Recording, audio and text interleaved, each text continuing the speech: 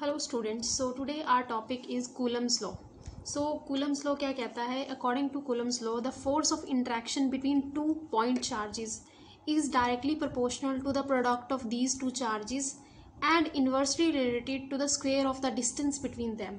यानी कि अगर हमें दो इंट्रैक्शन देखनी हो दो पॉइंट चार्जेस के बीच में, यहाँ मैंने वर्ड अट्रैक्शन या रिपल्शन यूज़ नहीं किया, मैंने यहाँ जनरल वर्ड यूज़ किया interaction. It may be repulsion और इट मे बी अट्रैक्शन, वो दोनों में से कुछ भी हो सकता है depending upon the nature of the charges.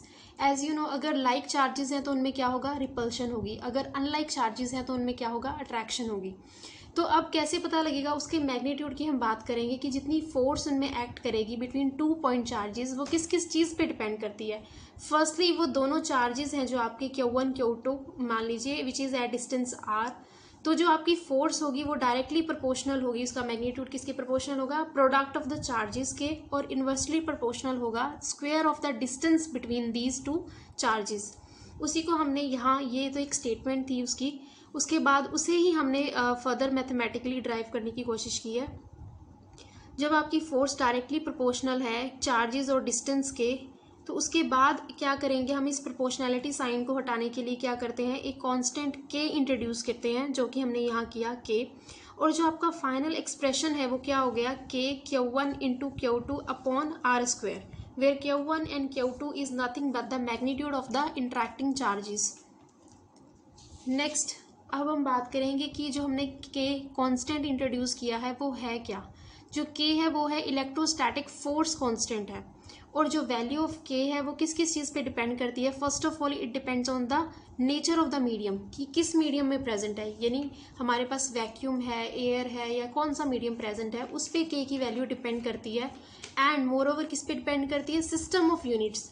के को आप किस सिस्टम में ले रहे हैं? एसआई यूनिट्स के अंदर ले रहे हैं या सीजीएस यूनिट्स के अंदर ले रहे हैं, तो उसके ऊपर भी जो के की वैल्यू है वो डिपेंड करती है। जैसे कि अगर मैं देखती हूँ, अगर मेरे जो चार्जेस हैं if they are present in free space या वैक्यूम, यानी कोई मीडियम नहीं है, एक फ्री स्पेस में प्रेजेंट है, तो उस केस में इन सीजीएस के अंदर जो आपकी के की वैल्यू होगी वो कितनी होगी? 1 होगी।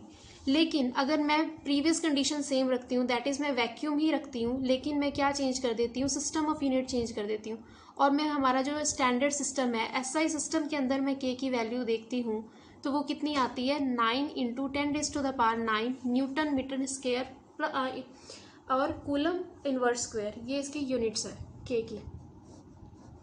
के को फर्दर हम किस उसमें डिफाइन कर सकते हैं? के क्या है? इट इज़ इक्वल्स टू, इसकी जो वैल्यू होती है it is equals to 1/4 pi epsilon naught. और यहाँ जो ये एप्सिलॉन नॉट एक नया कांस्टेंट इंट्रोड्यूस हुआ है वो क्या है? It is actually the absolute electrical permittivity of free space. क्योंकि हमने जब तक जो स्पेस लिया है वो क्या है? हमने फ्री स्पेस लिया है, तो उसकी परमिटिविटी को दिखा रहा है ये कि कितनी इलेक्ट्रिकल लाइंस जो सी उसमें से पास हो सकती हैं। तो मतलब फ्री स्पेस की जो परमिटिविटी है वो हम किससे डिनोट कर रहे हैं? एप्सिलॉन नॉट से। और एप्सिलॉन नॉट की हमारी मैथमेटिकल वैल्यू क्या होती है? ये न्यूमेरिकल्स में आपको यूज़ भी होगी, so you should better learn this value, which is equals to 8.85 into 10⁻⁻12 coulomb square newton per inverse and metre per square. अगर आप ध्यान दें, जो के की वैल्यू थी हमारे पास, इसकी जो यूनिट्स थी और जो एप्सिलॉन नॉट की यूनिट्स हैं जस्ट अपोजिट है। यहाँ न्यूटन था तो यहाँ न्यूटन इनवर्स आ गया आपका, यहाँ कूलम इनवर्स स्क्वायर था तो यहाँ पे क्या आ गया आपका? कूलम स्क्वायर आ गया। यहाँ मीटर स्क्वायर था तो यहाँ मीटर इनवर्स स्क्वायर आ गया। तो लेकिन जो इनकी वैल्यू है, न्यूमेरिकल वैल्यू है, वो तो दोनों की डिफरेंस है, के की और एप्सिलॉन नॉट की। सो हमने अब तक क्या किया कि फोर्स के लिए एक्सप्रेशन हमें पता था क्या होता है? 1/4 पाई एप्सिलॉन नॉट। मैंने यहाँ के की वैल्यू रखी है into product of the charges divided by the square of the distance between these two charges. ठीक, अब हम क्या करेंगे? हमारा मेन पर्पज़ है कि हम एप्सिलॉन नॉट की वैल्यू जो है अलग करेंगे। तो उसके लिए मैंने क्या किया? एप्सिलॉन नॉट को एक तरफ लेकर के आई और जो फोर्स है इसको इस एक्सप्रेशन में इंक्लूड किया। अब हम जानते हैं कि 1/4 पाई कॉन्स्टेंट है, इसकी कोई यूनिट नहीं होती, लेकिन जो फोर्स है उसकी यूनिट क्या होती है? न्यूटन। इसी तरह जो चार्जेस हैं, दो चार्जेस है, प्रोडक्ट ऑफ द चार्जेस है, तो यूनिट क्या होगी? Coulomb square. और जो नीचे है डिस्टेंस स्क्वायर है, उसका क्या होगा? मीटर स्क्वायर हो जाएगा, क्योंकि R is nothing but the distance between the charges. जो दो चार्जेस के बीच की दूरी है वो आर स्क्वायर बता रहा है, and it is nothing but उसकी जो यूनिट होगी वो क्या होगी? डिस्टेंस वाली ही होगी, वो मीटर में होगी। तो अगर मैं ये सारी चीज़ें देखती हूँ उसे मैं फाइनल एक्सप्रेशन जो मेरा के था, के किसके बराबर था 1/4 पाई एप्सिलॉन नॉट, इसमें मैं पुट करती हूँ तो मेरे पास क्या आ जाएगी, के की यूनिट्स आ जाएंगी। और के की यूनिट्स मैंने यहाँ दिखा दी, जैसे कि 1/4 पाई एप्सिलॉन नॉट है, 1/4 पाई एज सच रहेगा। तो जो यहाँ एप्सिलॉन नॉट है मेरे पास, उसकी जगह मैं ये वैल्यू जो मेरी निकल के आई है मैं उसे रखूँ 1/4 पाई N into C square upon M square. तो आप देखेंगे 4 पाई से 4 पाई कैंसिल हो गया, और जो ये मेरे न्यूटन मीटर स्क्वायर थे ये क्या ऊपर चले जाएंगे, तो ये क्या हो जाएंगे, तो उसके बाद ये वैल्यूज़ क्या होंगी, न्यूटन प्लस रहेगा, मीटर भी क्या होगा प्लस स्क्वायर होगा, और जो ये सी है ये क्या होगा -2। तो मेरे पास जो के की यूनिट्स थी जो मैंने पहले भी आपको बताई वो क्या आ जाएंगी, न्यूटन मीटर स्क्वायर पर कूलम स्क्वायर। तो ठीक है, इसकी डिडक्शन कोई नहीं पूछता इतनी, but you should know about it. बाकी आपको जो वैल्यू है फोर्स कांस्टेंट के की और एप्सिलॉन नॉट की, that is permittivity of free space, वो आपको पता होनी चाहिए। उसके बाद आता है हमारा Coulomb's law in vector form. Vector form में हम कूलम लॉ को कैसे रिप्रेजेंट कर सकते हैं वो देखिए। अब हमारे पास हमने क्या लिया है, एक्स वाई जेड एक्सिस ले लिए विद ओ एज ओरिजिन। यहाँ ए और बी दो पॉइंट है, ठीक, जहाँ पे आपके charges Q1 and Q2 placed है, ठीक। अब आप देखिए जो R1 है वो पोजीशन वेक्टर है चार्ज Q1 का। पोजीशन वेक्टर मींस जो ओरिजिन से लेकर के उस चार्ज तक जो हमारी एरो जो लाइन होती है पोजीशन को डिपिक्ट करता है वो होता है हमारा पोजीशन वेक्टर। तो यहाँ जो R1 है वो आपका पोजीशन वेक्टर है फॉर चार्ज Q1। सिमिलरली क्योंकि ये आपकी पोजीशन बता रहा है ओरिजिन से लेकर के चार्ज तक की। नेक्स्ट R2 क्या है आपका position vector for charge Q2 represented by vector OB, ठीक, जो मैंने यहाँ लिखा है। अब बात आती है इन दोनों के बीच का जो डिस्टेंस है ए बी को हम कैसे लिख सकते हैं एज R12, और you can say that R2 minus R1 जो डिस्टेंस है पोजीशन में। सिमिलरली बी ए की बात करें तो ये क्या होगा, जस्ट अपोजिट होगा उसका R21, 2 से 1 की तरफ जा रहे हैं हम, Q2 से Q1 की तरफ, तो इनका जो डिस्टेंस होगा, डिफरेंस होगा, वो कितना होगा R1 vector minus R2 vector. अब आप जानते हैं कि direction of a vector is usually specified by a unit vector, कि एक यूनिट वेक्टर क्या करता है, किसी भी वेक्टर की डायरेक्शन बताता है। तो और यूनिट वेक्टर को हम सिंप्लीफाइड वे में कैसे लिख सकते हैं मैथमेटिकली, अगर हम जानते हैं तो ये किसके बराबर होता है, वेक्टर अपॉन इट्स मैग्नीट्यूड। इसी तरह जो आपका वेक्टर R12 है, यूनिट वेक्टर है, वो किसके बराबर होगा, वेक्टर R12 के upon magnitude of the vector R12। इसी तरह जो वेक्टर R21 है यूनिट वेक्टर, वो किसके बराबर होगा, वेक्टर R21 के अपॉन उसका मैग्नीट्यूड R21 का मैग्नीट्यूड, ठीक। तो ये चीज़ें आपको आगे डिडक्शन में काम आएंगी, इसीलिए ये चीज़ें मैंने आपको पहले बताई हैं, कवर की हैं। अब आप देखिए आपके पास दो चार्जेस थे Q1 एंड Q2।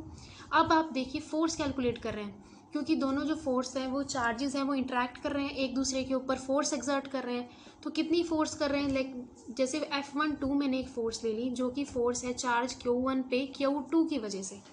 इसी तरह सिमिलरली Q2 भी क्या करेगा, आप Q1 के ऊपर चार्ज एक्सर्ट करेगा, सॉरी फोर्स एक्सर्ट करेगा। इसी तरह जो F21 है वो क्या होगी, it is nothing but the force on Q2 due to charge Q1, ठीक। तो अब इसका एक्सप्रेशन F21 अगर मैं क्या करती हूँ, एक्सट्रैक्ट करती हूँ, तो क्या आएगा मेरे पास, वही जो आपका सिमिलर आपका जो फोर्स कूलम्स फोर्स का फॉर्मूला था वो सेम रहेगा ऑलवेज, के into Q1 Q2 upon the square of the distance between them. और के की वैल्यू आपको पता ही थी क्या थी, 1/4 pi epsilon not into Q1 Q2 upon R square. ये तो चीज़ें बेसिक है आपकी कूलम्स लॉ की, ये तो सेम रहेगी, ठीक। अब आपने क्या करना है, इन दोनों चार्जेस के बीच में फोर्स कैलकुलेट करनी। फर्स्टली मैं किसका एक्सप्रेशन लिया, मैंने F21 के लिए मैंने एक्सप्रेशन लिया, तो ये क्या आया 1/4 pi epsilon not into Q1 into Q2, और उनके बीच का जो डिस्टेंस था कितना था, इनके बीच का डिस्टेंस वो R12 था। अगर आप देखें ये जो चार्जेस थे इनके बीच का जो डिस्टेंस था वो कितना था, R12, या हम कह सकते हैं ये AB स्क्वायर, इनके बीच जो है डिस्टेंस का स्क्वायर आएगा, and it is along AB। Similarly इसको अगर मैं अब क्या है, ये तो सिर्फ मैग्नीट्यूड बता रही है ये जो फोर्स है, लेकिन इसे एक डायरेक्शन देने के लिए हम क्या करेंगे, R12 से कि वेक्टर कैप से इसको क्या करेंगे, मल्टीप्लाई करेंगे कैप फैक्टर से R12, ठीक। तो ये हमारे पास एक्सप्रेशन आ गया। अब आपको मैंने बताया था कि R12 जो आपका कैप फैक्टर होता है उसे हम कैसे रिप्रेजेंट कर सकते हैं, उसे हम रिप्रेजेंट कर सकते हैं with the help of vector upon its magnitude. मैंने उसी की हेल्प लेकर के यहाँ क्या किया, इसे सब्सटीट्यूट कर दिया इससे। R12 क्या करेगा, यहाँ वेक्टर आ जाएगा उसकी जगह, अपॉन इनटू जो नीचे R12 मैग्नीट्यूड मल्टीप्लाई हुआ है वो क्या करेगा, इस स्क्वायर को क्यूब में कन्वर्ट कर देगा। तो ये आपके पास जो है वो फाइनल एक्सप्रेशन आएगा किस चीज़ का, force on Q2 due to charge Q1। Q1 की वजह से Q2 पे जितनी चार्ज लग रही, फोर्स लग रही है, ये उसका क्या है, magnitude as well as direction है। ठीक, नेक्स्ट हमारे पास आती है कि अगर हमारे पास Q2 पे फोर्स लग रही है तो सिमिलरली Q1 पे भी तो लग रही होगी। तो जो F12 है वो क्या है, force on Q1 due to charge Q2, और ये किसके बराबर है, 1/4πε0 again product of the charges divided by the square of the distance between them. ये मैग्नीट्यूड था, लेकिन इस फोर्स को हमने, फोर्स वेक्टर क्वांटिटी होती है, इसे एक डायरेक्शन प्रोवाइड करने के लिए हम इसे किससे मल्टीप्लाई कर रहे हैं, यूनिट वेक्टर से, और वो क्या है R21 कैप। अब क्या करें, अगेन जो चीज़ मैंने पहले की थी, इस कैप को मैंने फुल वेक्टर में कन्वर्ट करना है, तो ये क्या होगा, किसके बराबर होगा, ये वेक्टर अपॉन इट्स मैग्नीट्यूड के। तो ये वेक्टर तो ऊपर ऐसा सच आ जाएगा R21, और नीचे जो मैग्नीट्यूड है वो इसके साथ आकर के मल्टीप्लाई होगा, तो ये R12 का क्यूब बन जाएगा। अगर आप दोनों एक्सप्रेशन को क्या करते हैं, कंपेयर करें, तो आपको पता लगेगा कि जो दोनों फोर्स आई हैं, force on F12 and force F21, that is force on Q1 due to Q2 and force on Q2 due to Q1, दोनों क्या है, अपोजिट है, equal and opposite, means they are equal in magnitude but opposite in direction. They are मतलब acting along the same line but in opposite direction. ठीक, तो इससे क्या पता चलता है कि जैसे ये आपका जो कूलम्स लॉ है, it is in accordance with the Newton's third law, क्योंकि न्यूटन्स थर्ड लॉ में क्या होता है, equal action and reaction are equal and opposite, कि हर बॉडी, अगर एक बॉडी एक्ट कर रही है किसी दूसरी बॉडी पे विद सम फोर्स, तो दूसरी बॉडी क्या करेगी, रिएक्ट करेगी with equal amount of force but in opposite direction. और सेम कॉन्सेप्ट आपका यहाँ भी अप्लाई हो रहा है कि दोनों चार्जेस जो उनसे क्या है, equal and opposite force exert कर रहे हैं एक दूसरे के ऊपर। तो हम कह सकते हैं कि हमने अब क्या किया, ये जो है न्यूटन्स थर्ड लॉ का भी एक एक्सप्रेशन आपका डिड्यूस होकर के आया यूजिंग द कूलम्स फोर्स। और कूलम्स लॉ क्या करती है, फॉलो करती है न्यूटन्स थर्ड लॉ को, हम ये भी कह सकते हैं। ठीक, तो अब हमने कूलम्स लॉ के बारे में काफ़ी कुछ पढ़ लिया। अब हम क्या कर सकते हैं, उसकी जो प्रॉपर्टीज़ हैं उन्हें समराइज कर सकते हैं फाइनली। फर्स्ट ऑफ ऑल देखिए, Coulomb's law force is not affected by the presence of any other charges in the neighbourhood. अब इसका मतलब क्या है, मान लीजिए आपके पास दो चार्ज हैं Q1 एंड Q2, ठीक, डिस्टेंस R। अब इन दोनों के बीच अगर मुझे इंट्रैक्शन कैलकुलेट करनी है तो फ़र्क नहीं पड़ता कि बाकी कितने चार्जेस आसपास प्रेजेंट हैं, है ना, n चार्जेस भी अगर प्रेजेंट होंगे तो इन दोनों की इंट्रैक्शन को वो अफेक्ट नहीं करेंगे। अगर मैं इन दोनों की इंट्रैक्शन की बात कर रही हूँ या मैं इन दोनों चार्जेस की इंट्रैक्शन स्टडी कर रही हूँ पूरे सिस्टम में से, तो सिस्टम में n चार्जेस ही क्यों ना प्रेजेंट हो, तो उनकी वो जो चार्जेस हैं इन दो चार्जेस की इंट्रैक्शन को अफेक्ट नहीं करेंगे। ठीक, नेक्स्ट क्या कहता है, Coulomb's force always act along the line joining the two charges, या क्वाइट ऑब्वियस। तो आपने देखा तो है, ये जो लाइन थी, सेंट्रल लाइन थी दोनों चार्जेस के बीच, इसके अलोंग ही ये जो आपकी फोर्स है वो एक्ट करती है, तो इसे सेंट्रल फोर्स भी कहा जा सकता है। तो उसके बाद क्या है, Coulomb's force is applicable over the distance of 10⁻⁻15 metre to several kilometres, यानी कि एक बहुत छोटे डिस्टेंस से शुरू होकर के ये सेवरल किलोमीटर्स के डिस्टेंस तक एक्ट कर सकती है। इसकी जो एप्लीकेबल रेंज है वो इतनी वाइड है। फोर्थ आपने देखा ही था, जो मैंने अभी एक्सप्रेशन डिड्यूस किया था, कि जो कूलम्स फोर्स है it always obeys Newton's third law of motion, that is action and reaction are equal and opposite. So ये तो थी आपके पास कूलम्स फोर्स की प्रॉपर्टीज़। तो आज के लेक्चर में हमने कूलम्स लॉ स्टडी किया, ठीक, फिर उसको वेक्टर फॉर्म में स्टडी किया, जिससे हमें क्या पता चला कि वो न्यूटन्स थर्ड लॉ को फॉलो करती है। और थर्ड मैंने क्या किया, उसकी प्रॉपर्टीज़ क्या होती हैं कूलम्स फोर्स की या कूलम्स लॉ की, उसको हमने स्टडी किया। So this is all about the Coulomb's law. So hope you like the video, and if you like it, don't forget to subscribe my channel Science Analytica. Thank you.